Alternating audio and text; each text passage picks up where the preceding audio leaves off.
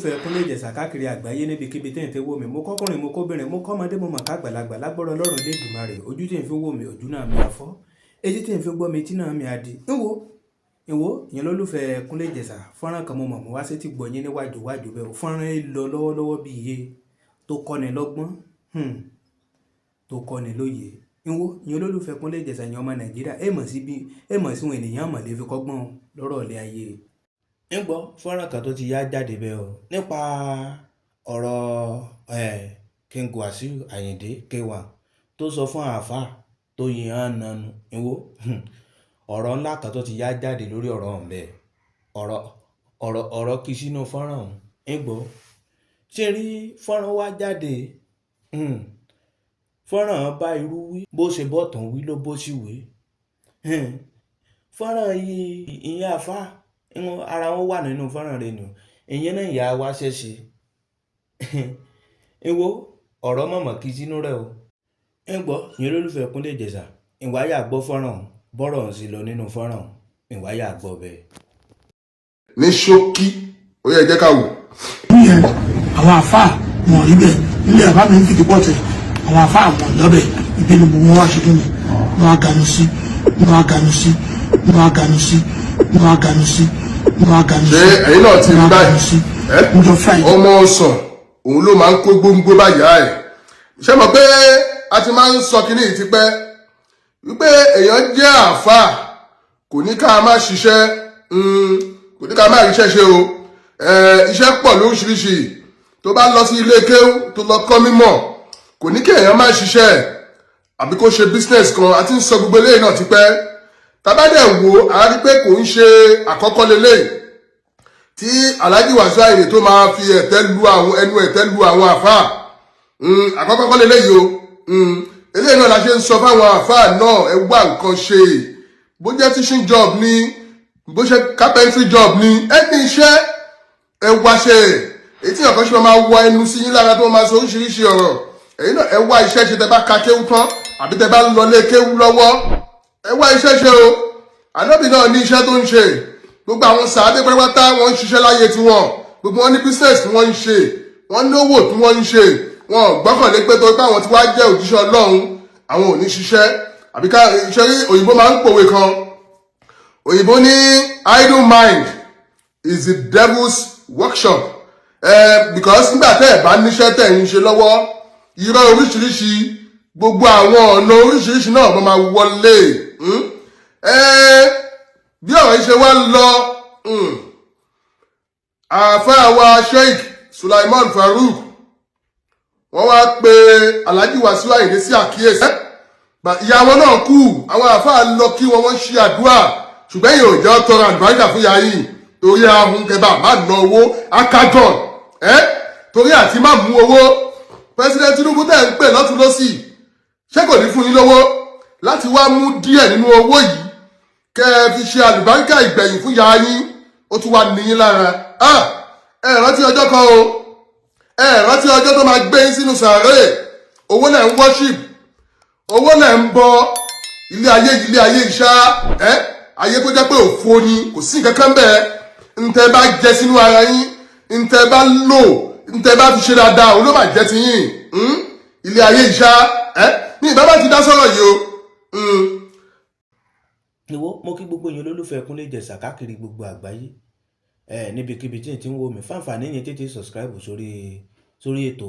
ó ní kíní kan bí aago bẹ́ẹ̀ tán eléyìnbó pè ní notification bell ìwọ̀n notification bell yín òun láta inú lobó lóòrèkóòrè tá a bá tó ti mú fọ́nrán wá fún èèyàn olólùfẹ́ rẹ̀ lórí ètò bẹ́ẹ̀ ṣe wò ó kí a bá wa share rẹ̀ ńgbọ́ kí a bá wa share fọ́nrán kó kan gbogbo èèyàn tètè gbọ́ nípa fọ́nrán kó kàn lára kí a like fọ́nrán kí a comment sábẹ́rẹ́. mo sọ fún yín pé tí ọ̀rọ̀ bá ti ń lọ ohun mi á máa lọ sókè díẹ̀díẹ̀ ní ìbá má ti dá sí ọ̀rọ̀ ṣùgbọ́n mo wá rí i pé this is a blast this is an insult sí ọ̀dọ̀ àwọn bàbá wa ní ìbá má ti dá sí ọ̀rọ̀ yìí mo wá rí i pé àwọn bàbá wa lẹ́bẹ̀ẹ́nu ẹ̀kẹ́lù lẹ́ disrespect níta gbangba wọ̀nyí àwọn àfáà àbí lọ bèrè lọ́wọ́ Chief Ọbáfẹ́mi Awólọ́wọ̀ lọ́jọ́ ọjọ́ sí ẹ lọ wo tó gbẹ̀yìn wọ̀ eléyìí tí ẹ̀rẹ̀ ti pé gbólóhùn báyìí jáde lẹ́nu 2025 yìí ẹ jẹ́ ká máa wo tó máa ṣẹlẹ̀ o àmì ìbámá tí ó ṣeéṣe kí n má ti dá sí ọ̀rọ̀ yìí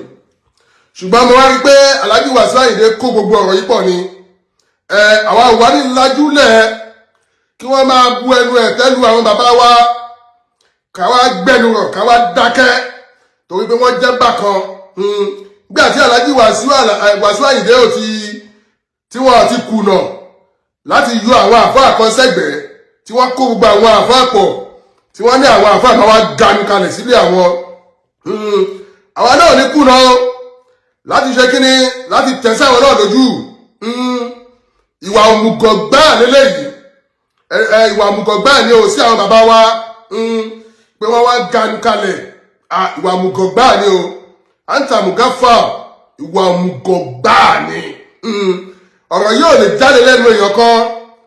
àyàfi ẹni tó jẹ́ òmùgọ̀ èèyàn ẹni tó ti wá ayé tó ti wá rò pé òun ti wà on top of the world òun ti rí gbogbo ayé tán gbogbo àwọn ẹ̀dá kankan wà ní jẹ́ kankan lójú ẹ̀ kí wọ́n lọ béèrè lọ́wọ́ bàbá wa Chief Ọbáfẹ́mi Awólọ́wọ̀ kí wọ́n lọ béèrè nǹkan tó ṣẹlẹ̀ lọ́jọ́ ọjọ́ sí kí wọ́n lọ béèrè kí wọ́n lọ béèrè nǹkan tó ṣẹlẹ̀ lọ́jọ́ ọjọ́ sí nípa òṣèlú pẹ̀lú àwọn àfáà kí wọ́n lọ béèrè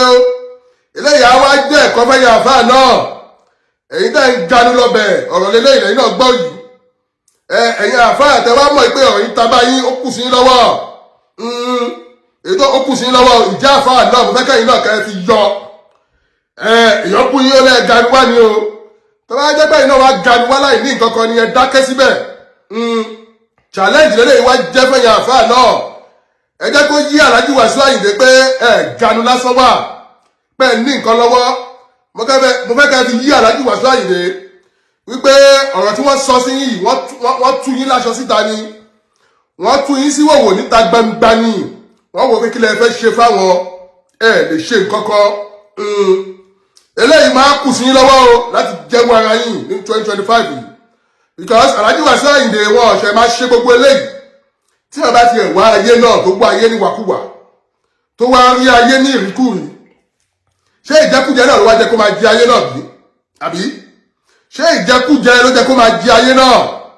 ẹ̀dá kankan wá jẹ́ nǹkan kan lójú yín káwọn ọba bá kí yín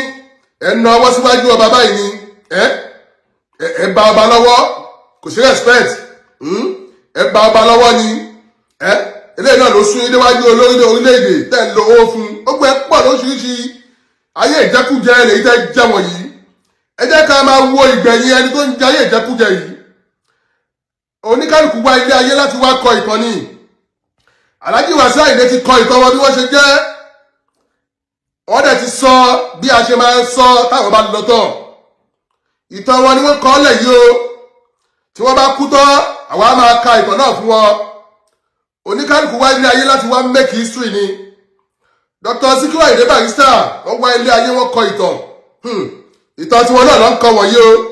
àbí ẹni tó níyàn ganu wá ẹ wo fọ́tò yìí ẹ wo báwọn náà ṣe ń ganu kọjá ẹni tó dáwọn àfáà ganu wá ẹ wo ẹnu tí wọn náà bí wọ́n ṣe ń ga lọ in fact ìdójútì gbáà lélẹ̀ jẹ́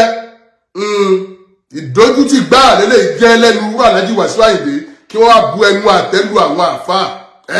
nígbà tí wọ́n bí yín àwọn àfáà ló máa ṣàdúrà fún yín ní ọjọ́ tí wọ́n bá máa gbé yín wọnú kòtò àwọn àfáà yìí náà ló máa wá ṣàdúrà fún yín